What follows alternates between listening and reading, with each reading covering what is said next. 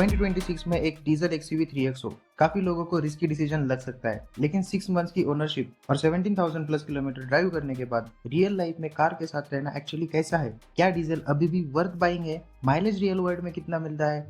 City में drive करने में कैसा लगता है? Highway performance, comfort, service experience और सबसे इंपॉर्टेंट, मैंने नेक्सॉन, ब्रेजा, सोनेट और वेन्यू जैसे ऑप्शंस के ऊपर XUV 3XO AX5 diesel manual ही क्यों चूज की? क्या ये सिर्फ ड्राइविंग इंथुजियास्ट के लिए परफेक्ट पैकेज है या फिर टेक लवर्स के लिए भी? क्योंकि इस वेरिएंट में आपको मिलते हैं ऑलमोस्ट सारे car connected features, premium interiors और मॉडर्न टेक, वो भी एक काफी वैल्यू फॉर मनी पैकेज में। इस वीडियो में मैं बात करूंगा XUV 3XO AX5 डीजल के complete real world ownership experience की, वो चीजें जो जेन्युइनली इस कार को एक बेटर पैकेज बनाती है और वो भी जो कुछ बायर्स के लिए एक डील ब्रेकर हो सकती है। तो मेक श्योर वीडियो एंड तक देखो। चलिए सबसे पहले शुरुआत करते हैं इसके की से। इसमें आपको फ्लिप की मिलती है जिसमें लॉक, अनलॉक और बूट ओपन का ऑप्शन मिलता है। अब बात करते हैं इसके फ्रंट की। इवन आफ्टर 6 मंथ्स कार का फ्रंट डिजाइन काफी ज्यादा रिफ्रेशिंग लगता है। हाँ, ये थोड़ा सा रेडिकल और अग्रेसिव डिजाइन तो है, मे भी कुछ लोगों को पसंद नहीं आ सकता है, बट जैसे जैसे आप इस डिजाइन के साथ टाइम स्पेंड करोगे आपको ये डिजाइन अच्छा लगने लगेगा, स्पेशली ये DRS at night. Engine bay की बात करें तो इसमें आपको मिलता है 1.5 लीटर डीजल मोटर जो कि काफी ज्यादा लाउड है,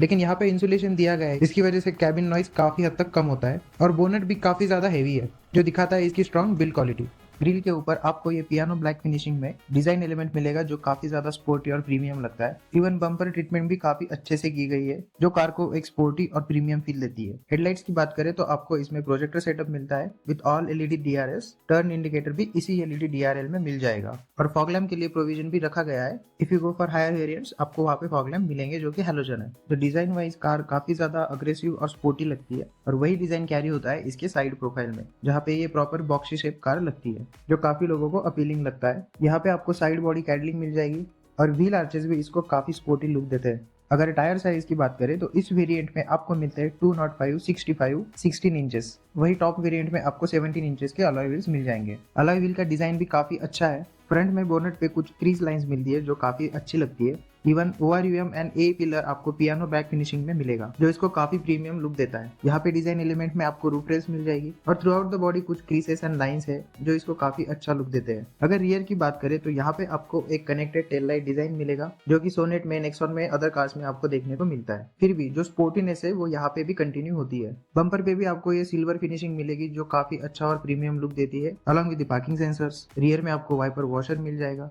और अगर बात करें बूट स्पेस की तो 295 लीटर का बूट स्पेस मिलेगा जो काफी ज्यादा प्रैक्टिकल है, जो पेपर पे कम लग सकता है लेकिन रियल लाइफ में काफी ज्यादा लगेज अकोमोडेट कर सकता है। स्पेयर टायर की अगर बात करें तो यहाँ पे आपको स्टील व्हील मिलता है जहाँ पे कॉस्ट कटिंग की गई है। तो बूट स्पेस के मामले में ये कार सेगमेंट में around one of the best ही साबित हो सकती है। Okay, now let's jump into rear seat. आपको यहाँ पे अच्छा खासा नी रूम और लेग रूम मिलेगा। हेडरूम भी अच्छा है लेकिन 6 फुट से ज्यादा अगर ट्रॉलर हो तो आपको थोड़ा सा दिक्कत हो सकता है। और सीट रिक्लाइन एंगल भी बढ़िया है जो आपको लॉन्गर रूट में अनकंफर्टेबल नहीं फील होता। और रियर में आपको 3 एडजस्टेबल हेडरेस्ट तो मिलते हैं लेकिन थर्ड पैसेंजर यहाँ पे थोड़ा सा क्रैम्प्ड फील हो सकता है। और साथ ही में आपको यहाँ पर मिलता है कप होल्डर्स, 12 वोल्ट का charging socket, USB type C charging socket, थोड़ा सा स्टोरेज स्पेस और रियर रिसीवेंट्स। तो अगर ओवरऑल रियर सीट कंफर्ट की बात करें तो ये 2 अडल्ट्स और 1 चाइल्ड के लिए काफी ज्यादा कंफर्टेबल है। और अब बात करते हैं इसके डैशबोर्ड एंड लेआउट की। So let's jump into front seat. यहाँ पे आपको driver as well as passenger side पे रिक्वेस्ट सेंसर मिलेगा जो डेली लाइफ को काफी ज्यादा कंफर्टेबल बना देता है। डोर्स काफी ज्यादा वाइड ओपन होते हैं और यहाँ पे आपको पावर विंडोज के स्विचेस मिलेंगे जो कि पियानो ब्लैक में फिनिशिंग है जो काफी ज्यादा प्रीमियम फील देता है। और यहाँ पे थोड़ा सा स्टोरेज स्पेस है, उसके पीछे आपको हाथ रखने के लिए एक सॉफ्ट टच मटेरियल दिया गया है। इवन डोर हैंडल्स पे भी सिल्वर फिनिश दिया गया है जो काफी प्रीमियम लगता है। डोर में स्टोरेज स्पेस भी आपको बढ़िया मिलता है, आप इजीली 1 लीटर बॉटल रख सकते हो और साइड में थोड़ा सा और स्पेस दिया गया है। और इस वेरिएंट में आपको 6 वे मैनुअली एडजस्टेबल सीट्स मिल जाएंगे। स्टीयरिंग के राइट में आपको मिलेगा engine start stop button along with headlight leveller और AC वेंट्स भी पियानो ब्लैक फिनिशिंग है along with this silver lining which looks beautiful. Now getting in and out of the car is very comfortable जो daily usage में आपको feel होता है। Even door shuts with a proper third जो अच्छे build quality को दिखाता है। इवन स्टीयरिंग के बटन्स और लेआउट भी काफी बढ़िया है। इंजन स्टार्ट स्टॉप का बटन यहाँ पे प्लेस किया गया है जो कुछ लोगों को ऑड लग सकता है but you will get used to it. Now जैसे ही आप कार स्टार्ट करते हो आपको ये ब्यूटीफुल वेलकम एनिमेशन मिलेगा। ओवरऑल जो इंस्ट्रूमेंट क्लस्टर की स्क्रीन है वो काफी ज्यादा क्रिस्प और ब्राइट है तो विजिबिलिटी के मामले में आपको यहाँ पे कोई भी टेंशन नहीं होने वाली है। इवन इंस्ट्रूमेंट क्लस्टर में आपको मल्टीपल मोड्स मिलते हैं जो आप यहाँ से चेंज कर सकते हो। साथ ही में ये इंस्ट्रूमेंट क्लस्टर काफी ज्यादा इन्फॉर्मेटिव है।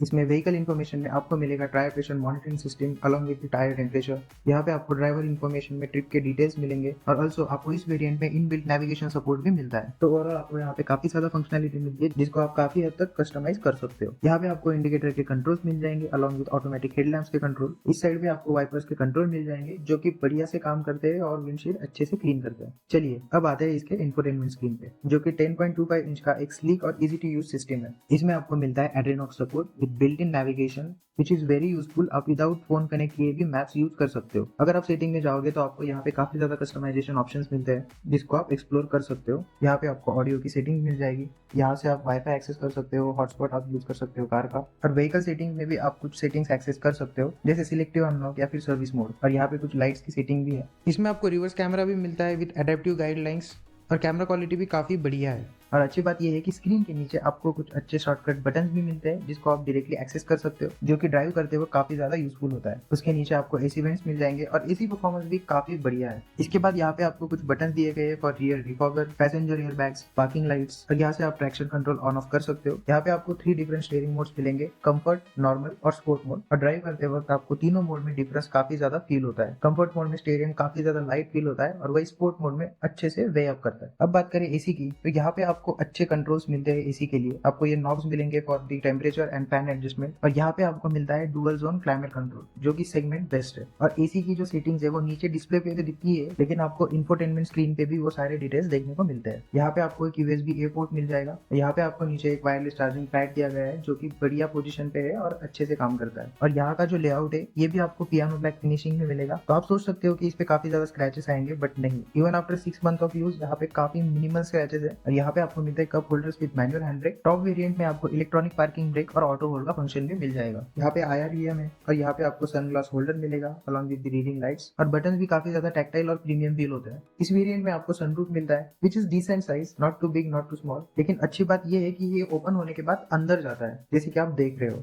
जो कि एक अच्छी बात है क्योंकि लॉन्ग टर्म में धूल और मिट्टी से इसके रबर्स खराब नहीं होंगे। यहाँ पे आपको मिलता है हैंडल टू होल्ड ऑन, और पैसेंजर साइड पे आपको मिलता है vanity mirror along with light. लेकिन ड्राइवर साइड पे आपको कुछ नहीं मिलता है, not even roll seat holder. अगर ग्लोव बॉक्स की बात करें तो डिसेंट सा ग्लोव बॉक्स है, not too big not too small, और काफी जगह पे आपको दिखेगा हार्ड प्लास्टिक का यूज किया हुआ। हायर वेरिएंट्स में तो सॉफ्टवेयर मटेरियल यूज किया है, लेकिन यहाँ पर भी मटेरियल भले ही हार्ड प्लास्टिक है बट क्वालिटी इज गुड। इस वेरिएंट में आपको जो ऑडियो सेटअप मिलता है वो भी ब्रांडेड नहीं है, लेकिन with 4 speakers, 2 tweeters and 1 subwoofer, audio quality यहाँ पे वैल्यू के हिसाब से काफी अच्छी है।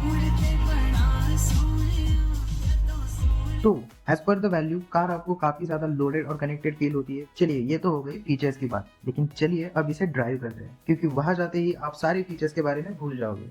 ओके, तो अब हम बैठ चुके हैं ड्राइविंग सीट पे और बात करते हैं ड्राइविंग एक्सपीरियंस की। जब आप पहली बार 3XO ड्राइव करते हो, सबसे पहली चीज जो आप नोटिस करोगे वो है इसका रोड प्रेजेंस। ड्राइवर सीट पर बैठते ही आपको कमांडिंग पोजीशन मिलती है और बोनट भी क्लियरली विजिबल रहता है, जिसकी वजह से कार अपने साइज से थोड़ी बड़ी फील होती है। लेकिन इंटरेस्टिंग बात यह है कि despite this big car feel, drive करना काफी एंजॉयबल है। सिटी हो या हाईवे, कार को मैन्यूर करना बहुत ही इजी है। कॉर्नर्स पे ये सरप्राइजिंगली स्टेबल और निम्बल फील कराती है। हाँ, बॉडी रोल जरूर है, लेकिन सस्पेंशन ट्यूनिंग इतनी अच्छी है कि वो कार के कैरेक्टर का पार्ट लगता है। राइड एंड हैंडलिंग के डिपार्टमेंट में ये कार डेफिनेटली स्टैंड आउट करता है। स्टीयरिंग में काफी अच्छा वेट ऐड किया गया है, जो कि लो स्पीड पे काफी ज्यादा लाइट है और हाईवेज पे अच्छे से वे अप होती है और काफी ज्यादा प्रिसाइज फील होती है। हाईवे पर भी हाई स्पीड्स पर कार काफी प्लांटेड फील करती है।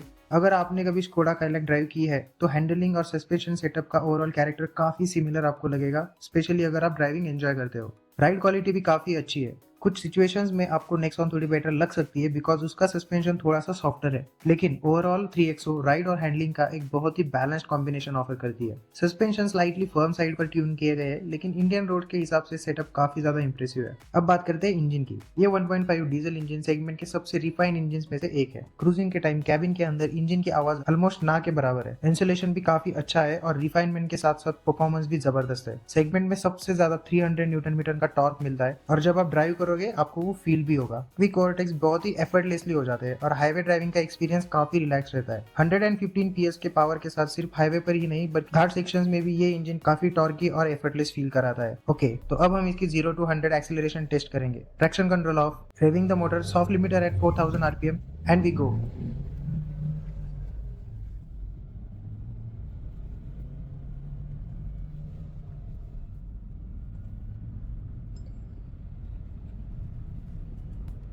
and 0 to 100 comes in 13.5 seconds, which is pretty good. Almost on par with 12.5 seconds claimed by Mahindra. और यही रियल वर्ल्ड ड्राइविंग में इसका स्ट्रॉन्ग मिड रेंज टॉर्क ही इसको काफी एफर्टलेस फील करवाता है। स्पेशली हाईवे ओवरटेक्स और घाट सेक्शन में परफॉर्मेंस काफी कॉन्फिडेंस इंस्पायर करती है। और अगर ब्रेक्स की बात करें तो आपको ऑल 4 डिस्क ब्रेक्स मिलते हैं स्टार्टिंग फ्रॉम बेस वेरिएंट, और ये ब्रेकिंग परफॉर्मेंस में काफी ज्यादा हेल्प करती है। पेडल फील भी अच्छा है और ओवरऑल ब्रेकिंग कॉन्फिडेंस भी काफी स्ट्रॉन्ग है। 1800 आरपीएम के अराउंड आप इजीली 100 किलोमीटर पर आवर की स्पीड से क्रूज कर सकते हो, जो बहुत ही स्मूथ लगता है और इसी वजह से फ्यूल इफिशिएंसी भी काफी अच्छी मिलती है। हाईवे पे अगर आप 18 की स्पीड मेंटेन करते हो, रिलैक्स ड्राइविंग करते हो, तो इजीली 21 टू 23 kmpl को देखने को मिल सकता है। सिटी में ड्राइविंग स्टाइल के हिसाब से 15, 17, 18 आप एक्सपेक्ट कर सकते हो। और बिलीव मी, अगर आप लाइट फुट से ड्राइव करते हो तो ये कार सरप्राइजिंगली अच्छी माइलेज रिटर्न करती है। हाँ, नेक्सॉन डीजल थोड़ी सी बेटर फ्यूल इकोनॉमी देती है, लेकिन रिफाइनमेंट और टॉर्क के मामले में 3XO का इंजन अलग ही लेवल पर है। ओवरऑल ड्राइविंग एक्सपीरियंस के लिए कार जेन्युइनली इंप्रेसिव है। लेकिन क्या कोई डील ब्रेकर है? सबसे पहली बात, BS6 फेज 2 डीजल होने की वजह से इसमें DPF आता है। इसका थोड़ा ध्यान रखना पड़ता है और फ्यूचर में ये एक एडिशनल मेंटेनेंस आइटम भी हो सकता है। लेकिन अगर DPF खत्म भी हो जाता है, तुरंत रुकने वाली है नहीं। आप काफी डिस्टेंस तक चला सकते हो, ऑलमोस्ट 2000 किलोमीटर तक, और सर्विसिंग के टाइम पे इसको रिफ्यूल करा सकते हो।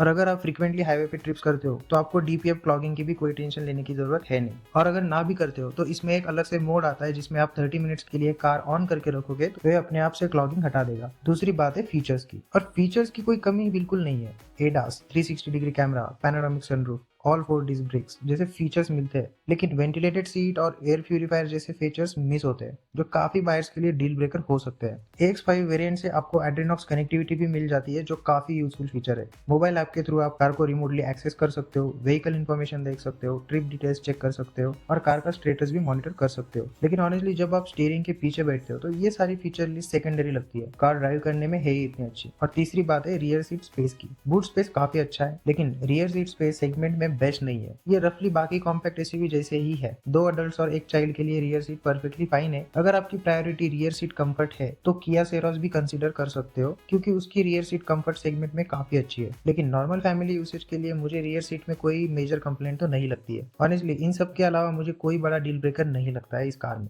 अब बात करते हैं सर्विस एक्सपीरियंस की, और यहाँ महिंद्रा ने मुझे जेन्युइनली इंप्रेस किया है। पिछले 6 महीने में मैंने सिर्फ एक बार सर्विस सेंटर विजिट किया है, वो भी फर्स्ट सर्विसिंग के लिए, और एक्सपीरियंस काफी स्मूथ था। सर्विस बुक करो और 3-4 घंटे में कार रेडी। इंडियन ब्रांड के हिसाब से ये काफी अच्छा एक्सपीरियंस था। और अगर आप टाटा ओनरशिप एक्सपीरियंस के बारे में जानते हो तो समझ ही गए होंगे कि क्या कहना चाहता हूँ मैं। तो सर्विस को लेकर मुझे पर्सनली कोई इशू नहीं लगता। अब सवाल आता है 2026 में डीजल ही क्यों? सिंपल सी बात है, सब कुछ रनिंग पर डिपेंड करता है। मेरी कार 6 महीने में अराउंड 17,000 किलोमीटर चल चुकी है और साल भर में easily around 25 to 30,000 kilometre complete कर लेगी। इतनी रनिंग के लिए डीजल मेरे लिए बेटर ऑप्शन है, बिकॉज मुझे पावर भी मिलती है और इफिशियंसी भी। और क्योंकि मेरी हाईवे पर भी रनिंग रहती है तो DPF क्लॉगिंग का इशू मेरे लिए कंसर्न नहीं है। और सच कहूँ तो डीजल की बात ही अलग होती है। फ्रंट पर एक्स्ट्रा वेट होने की वजह से हैंडलिंग भी अच्छी लगती है, और 300 न्यूटन मीटर का टॉर्क का जो पुल है वो जेन्युइनली एडिक्टिव है। और कभी कभी लगता है कि ये इंजन एक ऊपर की सेगमेंट के कार का है, और इसी वजह से मैंने डीजल चूज किया। और मैंने 3XO को नेक्सॉन, वेन्यू और बाकी कंपेटिटर्स के ऊपर इसलिए चूज किया क्योंकि ये बहुत ही वेल राउंडेड पैकेज है।